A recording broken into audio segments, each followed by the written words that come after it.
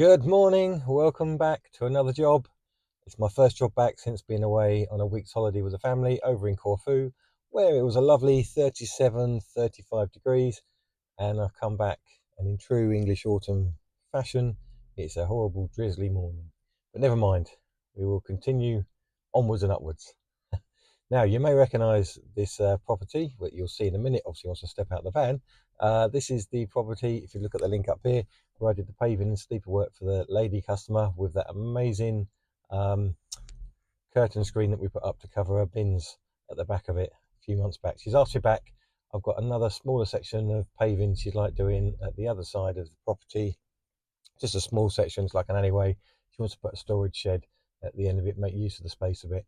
So first thing I'm going to do, as always, Skip's already on site, bit of excavation work, get some membrane down, get the MOT type 1 in, compressed, or compacted even, same thing. And then we'll get some paving started. But I'm hoping this weather cheers up a bit. It's not that heavy, but it's, as Peter Kay says, it's the fine rain that soaks you through. So we're just round at the rear of the property at the moment, and I'm going around to the far side opposite to where I did the other paving. I'm going to first of all dig out these couple of shrubs here, plants. They're going to be replanted elsewhere in the garden.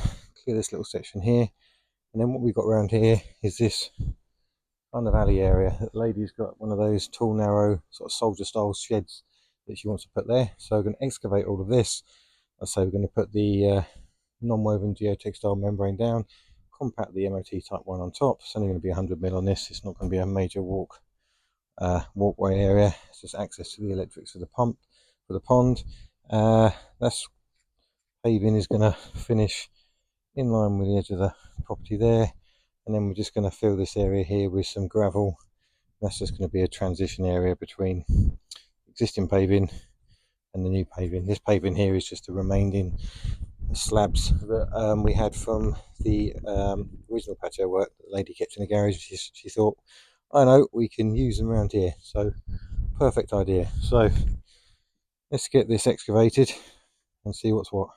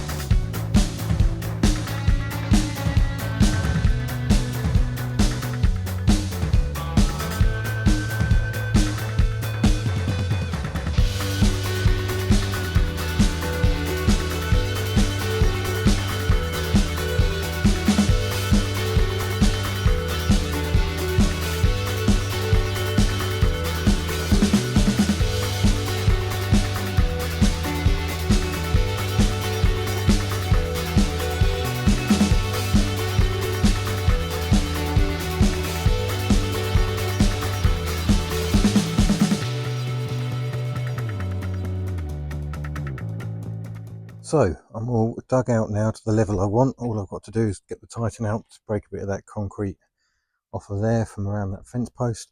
I've eyeballed the height or depth I've dug out, and of course the bricks along there.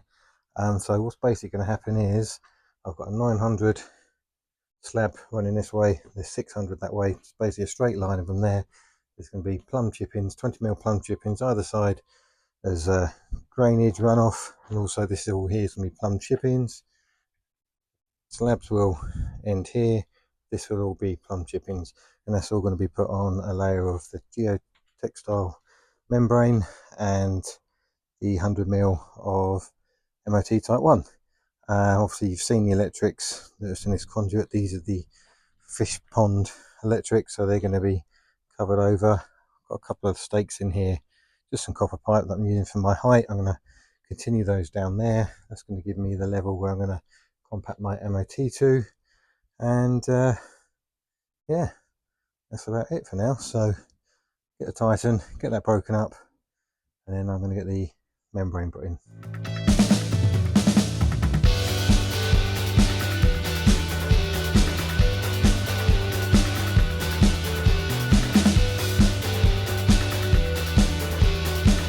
So that's me for the end of day one. I've got the Teram in. I've got my copper pipe markers down, as you can see. I've got my 1 in 80 full from there down to here, and obviously it's where the chip-ins are going to be, the slate chip-ins. So that is all ready for tomorrow morning. Get that MOT type 1 loaded in, and then we'll be good for compaction. So I will see you in the morning. Good morning and welcome to day 2. I'm going to get this MOT type 1 sub base down first.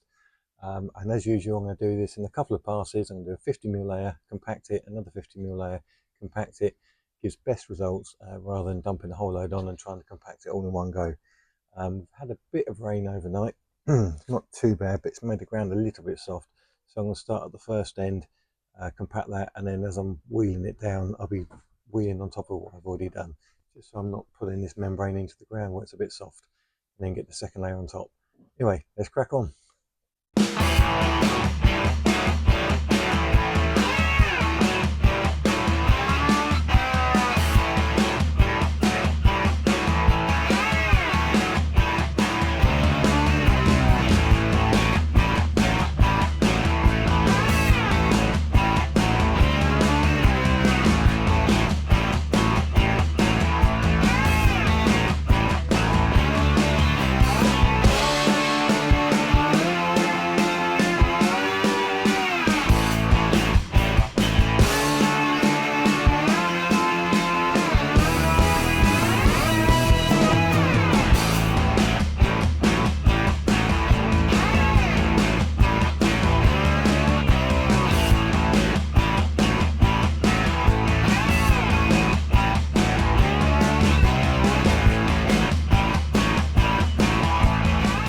Okay, that first layer's all in, all compacted down. I'm going to get another layer on top, get it leveled across to the bits of copper pipe I put in there as my gauges.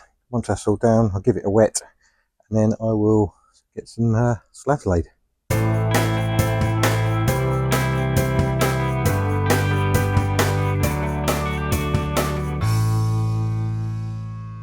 So that's my 2 layers all down. I wet it in between each layer, between the compaction.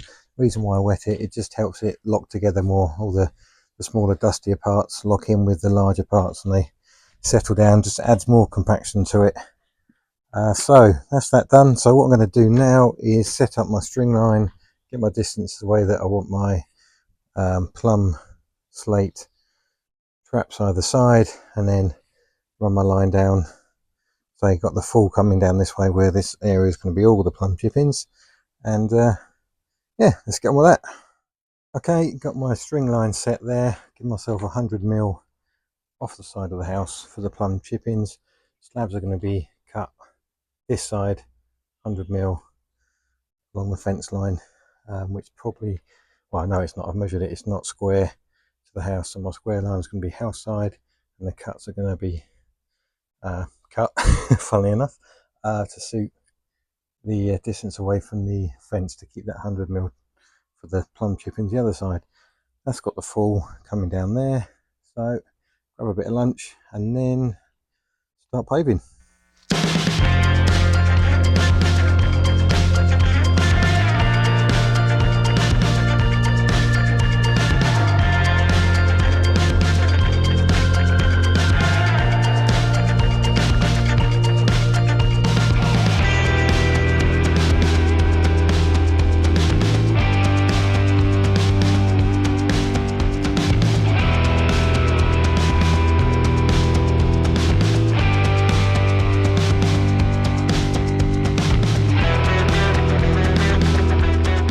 Okay, that is that bit of paving done. That's me for today. I'm going to let them set overnight, get the pointing done tomorrow. Unfortunately, been a bit of a mix-up at my suppliers. I needed 20mm plum slate, and for some reason they thought I'd written 40mm on my order.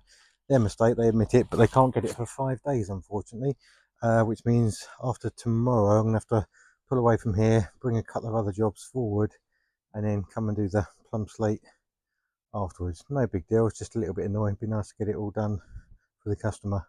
But anyway, I'll be back in the morning, get this pointing done. Good morning. Let's get ready to get this pointing done. I'm going to be using a 3-to-1 builder sand to concrete mix for my pointing. Get this done, and then, like I say, I'm going to have a tidy up, pull away for a few days, and then wait for the plum slate chippings to turn up at another time, unfortunately. But that happens sometimes. Onwards and upwards. And I've just given it a quick wash over with a sponge and some clean water. Just take the surface dust off, anything that's been there overnight, just to wet the joints as well in between, ready for the pointing mix to go in.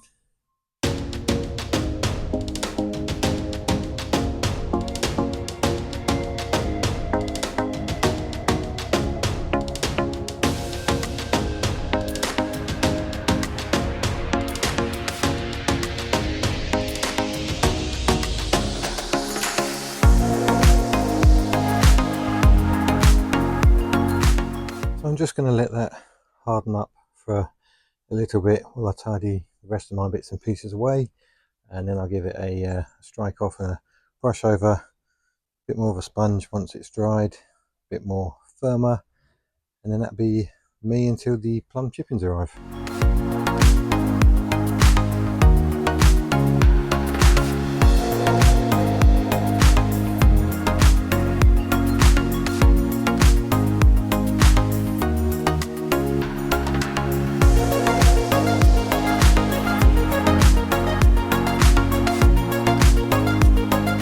Okay, so that's all been sponged down now. I'm going to leave that to dry. That is me for now, because I can't do any more, like I say, until these plum chippings even turn up next week.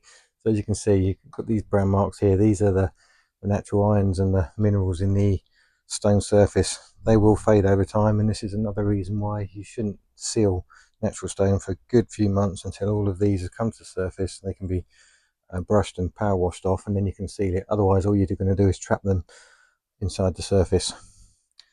So yeah, that's it for now. Okay, so I will do a follow-up video next week showing the finished result here. You're going to get the idea, but I'll do a video for it anyway. But stay tuned to the channel. I've got some very exciting wildlife planting and some ponds that I'm going to be creating in the next couple of months, over the next coming months, and quite a few larger projects involving bits and pieces that are quite different. So stay tuned for that, and good times ahead. See you on the next one.